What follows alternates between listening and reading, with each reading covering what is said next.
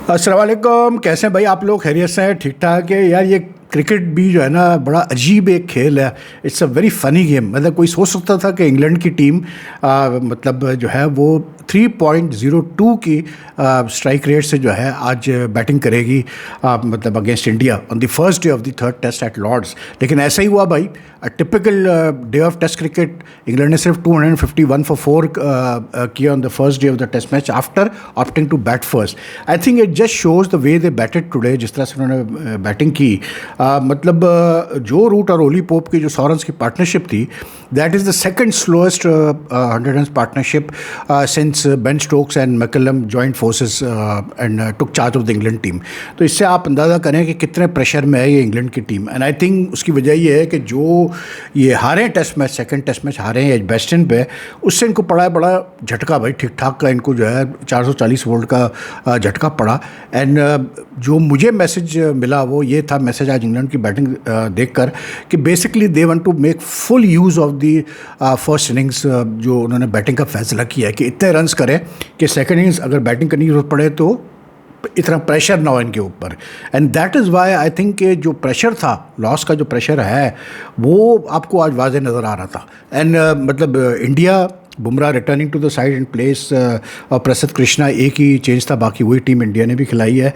तो इंडिया के बॉलर्स ने भी ये कहना पड़ेगा कि मतलब they stuck to the task. और मतलब जो एक प्रेशर रखा उन्होंने इंग्लैंड की बैटिंग के ऊपर, कुछ ऐसा फील हुई मुझे कि जैसे specially from the lunch to tea session, जितनी दफ़ा इंग्लैंड के इंडिया के बॉलर्स ने आउट से ऑफ स्टंप गेंद की, कोशिश ही नहीं की, ना ओली पोप ने, ना जो रूट ने, बाद में हरी ब्रुक ने, कि वो जो है उस पर कोई शॉट अटैम्प्ट करे या बॉल के पीछे जाए। तो माइंडसेट जो था इंग्लैंड का बहुत ही डिफेंसिव रहा। और मतलब a team which usually scores at least at run rate of 4.5, 4 और may be so many times even above that. मतलब ये वो टीम है जिसने साथ साथ मतलब रन्स पर ओवर के कैसे बोलते स्ट्राइक रेट से बैटिंग की है टेस्ट मैचेस में एट टाइम्स। लेकिन 500 रन्स एक दिन में भी किए हैं। लेकिन आज तो कमाल था भाई। And I think it was not because of the pitch. Pitch जो है स्लो है, unusually slow for a Lord's pitch, for a pitch at Lord's, but this pitch is not like Leeds and Edgbaston। ये तो तय है, इस pitch में है कुछ, मतलब बॉलर्स के लिए कुछ ना कुछ तो है। और प्लस थोड़ा सा क्योंकि ये स्लो है तो थोड़ी स्लगिश भी है, तो टाइमिंग का इधर है, बैट्समैन को इश्यूज हो सकते हैं टाइमिंग की। तो batting is not, I won't say that batting is comfortable in this pitch. Batting ज़रा थोड़ा सा आपको फोकस करना पड़ता है और अप्लाई करना पड़ता है, जो कि इंग्लैंड के बैट्समैनों ने किया।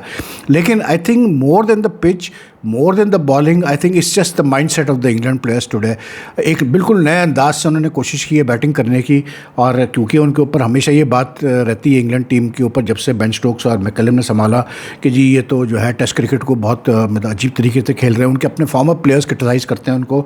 और इवन जब सेकंड टेस्ट का लास्ट डे था, जब कोई 536 रन चाहिए थे जीतने के लिए, उस वक्त भी ये डिबेट चल रही थी कि इंग्लैंड कोशिश करेगा ये रन करने की या ड्रॉ के लिए खेलेगा, which was a very stupid debate as far as I am concern. लेकिन क्योंकि ये मतलब एक फ्रेज़ कॉइन किया गया इस इंग्लैंड टीम को लेकर, इनके अंदाज़ को लेकर, और वो फ्रेज़ उसने बेन स्टोक्स ने कॉइन नहीं किया, ना तो मैकलम ने किया, वो मीडिया ने किया। That was Bazball, but today it was slow ball, to be very honest. There was no Bazball today it was slow ball. और बड़ा एक मतलब जो है ना, आपको लगा कि जैसे इंग्लैंड के बैट्समैन जो है वो मतलब चाह रहे हैं कि जितना ज़्यादा लंबी अपनी इनिंग्स कर सके वो कर लें। India had the moments like in the first session, जब नीतीश कुमार रेड्डी ने जो है एक ही ओवर में आउट किया उसको, जैक क्रॉली को और बेन डकेट को, तो एकदम से ऐसा लगा जैसे मतलब इंडिया कैन रियली मतलब pile on the pressure on what you call it the England team. लेकिन क्योंकि इनकमिंग बैट्समैन जो थे वो तैयार ही नहीं थे कोई रिस्क लेने के लिए, तो they couldn't do that. Nitish Kumar Reddy ने जब दोनों ओपनर्स को आउट किया, तो मेरा मैसेजेस आए लोगों के, एज़ यूजुअल जो होता है, मज़ा आता है वैसे ये मैसेज देखकर। तो एक मैसेज था कि देखा गंभीर कितना मतलब स्मार्ट है कि उसने जो है नीतीश कुमार रेड्डी को रखा इसीलिए है कि वो ये इंग्लैंड ओपनर्स को डील कर सके। बात ये like I repeat it again कि वही वाली बात है कि मतलब success has many fathers and कैसे बोलते हैं फेलियर इज़ ऑफन वाली बात है। तो अब क्योंकि हर चीज़ इंडिया की टीम के फेवर में चली सेकेंड टेस्ट में, और अभी पहले दिन भी आप कह सकते हैं कि 50-50 था, तो नीतीश कुमार ले गए 2 विकेट, तो वो वही वाली बात है कि जी अब जो है गंभीर जो कर रहे हैं वो what ever he is touching is turning into gold. But I think Nitish Kumar Reddy को ले लें, वाशिंगटन सुंदर जिसको फिर रिटेन किया गया है, मतलब 6 बॉलर्स आज इंडिया ने इस्तेमाल किए, ठीक है ना. They use 6 bowlers today. But I feel के जो द रीज़न वाई कैसे बोलते हैं Indian bowlers were not as effective as they were in the 2 innings at Edgbaston was because एक तो शटर डाउन अप्रोच थी इंग्लैंड बैट्समैन की, दूसरा उतनी अच्छी बॉलिंग नहीं हुई जितनी कि आकाश ने और उसने सिराज ने की थी वहाँ पर एजबेस्टन में, क्योंकि Edgbaston was more of a batting pitch than it is here. लेकिन despite that both of them going wicketless is rather strange. लेकिन अब फिर दूसरा ये भी एक मैं आपको बता दूँ, ये भी एक बड़ा फैक्टर प्ले करता है माइंड पे कि ये जो आज मतलब लंच से पहले भी और लंच के बाद भी जो एक सिलसिला चलता रहा शुभमन गिल का, आकाश का, सिराज वगैरह का कि जी ये बॉल सही नहीं है, बॉल सॉफ्ट हो गई है, बॉल का शेप चेंज हो गया है, बॉल चेंज करो, और एम्पायर मना करता रहा कि नहीं जी मैं बॉल चेंज नहीं करूँगा, क्योंकि जब तक वो बॉल गॉड में से चली जाती है तो वो सही है बॉल. ये भी एक फैक्टर है कि जब आप जहन में एक बॉलर डाल देता है कि ये बॉल सही नहीं है, ये इससे कुछ नहीं होगा, तो फिर वो कुछ होता भी नहीं है. You know it's all psychological in that manner. But Bumrah was back. He got 1 wicket and a very good wicket at that, क्योंकि उस पर Harry Brook was starting to look dangerous. लेकिन बहुत अच्छी बॉल की बुमराह ने उसको, मतलब ऐसे मतलब अनलाइक के जो लंच और टी के बीच में जो इंडिया के बॉलर्स बाहर फेंके जा रहे थे गेंद, यहाँ पर बुमराह ने अटैक करना शुरू किया. जैसे उसने फ्रेश स्पेल स्टार्ट किया, he started attacking the stumps, he was going into the batsman, और वो इवेंचुअली इनसाइड एज लग के बोल्ड हो गया. And a very good ball from Bumrah. जो नीतीश ने 2 विकेटें ली, आई थिंक क्रॉली वाली गेंद तो बहुत अच्छी थी, there is no two way about it, just left him, you know, like मतलब क्रॉली वाज नॉट एक्सपेक्टिंग के ऐसे मतलब जो है वो बीट होगा लाइन से. लेकिन जो डकेट वाली जो आउट था वो तो बेसिकली आप समझ लें कि एक फ्री भी मिला नीतीश कुमार को, इसलिए क्योंकि वो मतलब डाउन द लेग साइड गेंद जा रही है, उसको छेड़ने की ज़रूरत ही नहीं थी बेन डकेट को, लेकिन बेन डकेट साहब ने तो फिर छेड़ना है उसको, तो उसने छेड़ा तो down the leg side caught behind हो गया. But it was not a very great ball. लेकिन 14 ओवर करवाए फिर उसके बाद नीतीश कुमार रेड्डी से कैसे बोलते हैं शुभमन गिल ने. बट आई जस्ट फील कि थोड़ा सा मुझे ऐसा फील होता है कि अभी ये मैच जो है ना ये खुला हुआ है. ये अभी मैच जो है you can't say for certain that it's in India's favour और it's in England's favour. The reason for that is 251 तो इंग्लैंड ने किए, लेकिन but at the same time you know like with 4 wickets down एक burst भी आता है, एक सेशन भी आता है जिसमें 3-4 विकेटें गिरती है, तो वो सारी मेहनत जो उन्होंने आज की है इट विल ऑल मतलब बी वेस्टेड.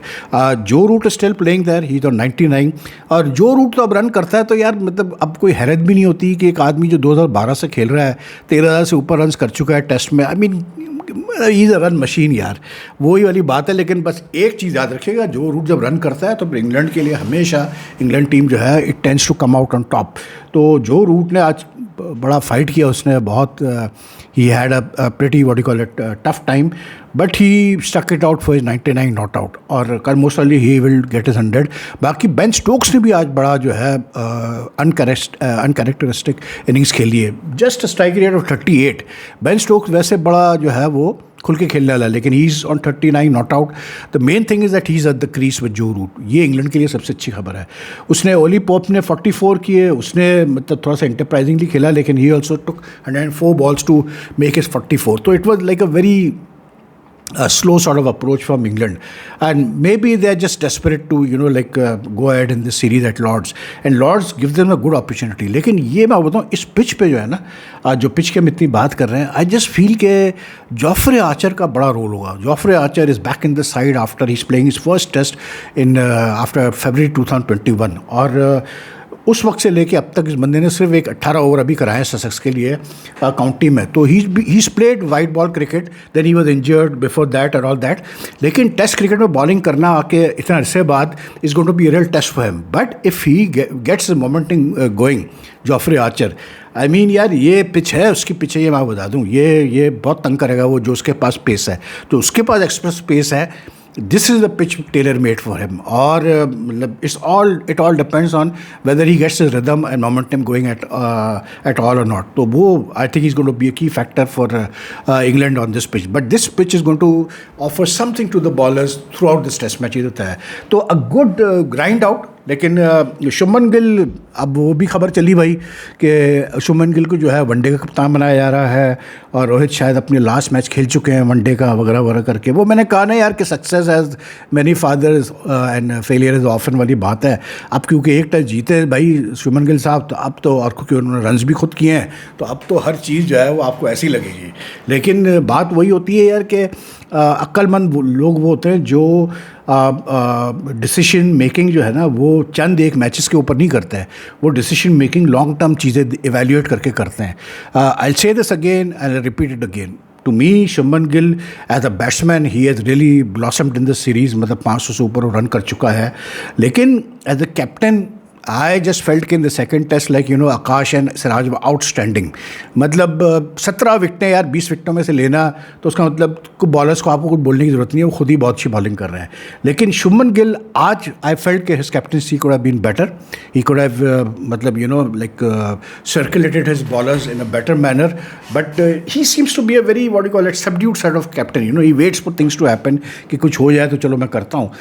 मतलब उसके अंदर वो स्पार्क नज़र नहीं आता। I'll be very honest, मतलब I am not being critical, it's too early also for him, लेकिन वो एक वो जो होता है ना, एक नेचुरल एग्रेशन आपके अंदर आता है, एक स्पार्क होता है, कुछ ना कुछ आप कर रहे होते हैं, वो चीज़ हमें नज़र नहीं आती। आज जिस तरह से वो बॉल को लेके, बॉल कंडीशन को लेके लगा रहा वो एम्पायर के साथ, if he had wasted that same time same energy on you know like using his bowlers like कैसे बोलते हैं, बड़ा अच्छा वर्ड उसका यार, मैं सर्कुलेटिव बोलता हूँ, तो अगर वो ज़्यादा बेहतर तरीके से करता तो शायद it would have been better for India. लेकिन इट्स स्टिल ओपन मैच, तो अभी तो उससे पहला दिन हुआ है, तो देखते हैं जी क्या होता है। लेकिन इंटरेस्टिंग टेस्ट मैच होने वाला ये भी, और जो चीज़ वाज़ेह नज़र आ रही है तो यही नज़र आ रही है कि इसका भी रिज़ल्ट आएगा ही आएगा, इसका भी रिज़ल्ट आने वाला है। बाकी तो यार खबरों में क्या है, पाकिस्तान में तो कैंप्स चल रहे हैं, मतलब विमेंस का कैंप भी चल रहा है उसके।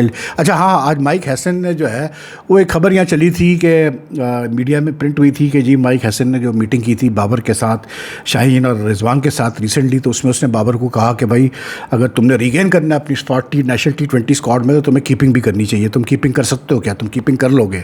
तो उस पर काफ़ी बैकलैश आया कुछ फॉर्मर प्लेयर्स का। उन्होंने कहा ये क्या वाहियात किस्म की बात की है माइक हसन ने, और बाबर जैसे बैट्समैन को, जिस बंदे ने कभी कीपिंग की नहीं ज़िंदगी में, तो वो कैसे एकदम से कीपिंग कर लेगा, और ऐसी बात करना भी गलत है। लेकिन आज माइक हसन ने मीडिया से बात की कराची में, तो उसने तो क्लियरली कहा, I mean he claim that no such discussion has been held with Babar. उसने कहा जी बिल्कुल मेरी डिस्कशन हुई है बाबर से, रिजवान से, शाहीन से रिगार्डिंग कि मैं क्या रोल देख रहा हूँ उनके लिए।